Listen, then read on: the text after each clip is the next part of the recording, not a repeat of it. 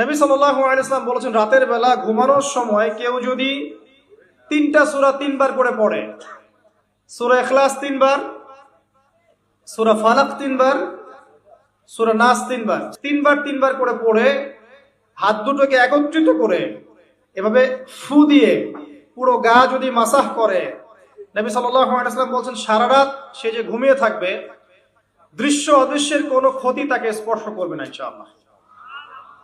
এই আমলটা কি করতে পারি না? আল্লাহ তৌফিক দান করুন। আর একটা সূরা সম্পর্কে নবীজি বলেছেন, রাতের বেলা কেউ যদি ঘুমানোর সময় পড়ে বিছানায় গিয়ে, আল্লাহ রাব্বুল আলামিন তাকে শিরকের পাপ থেকে বাঁচিয়ে রাখবে ইনশাআল্লাহু আযজা ওয়া জাল।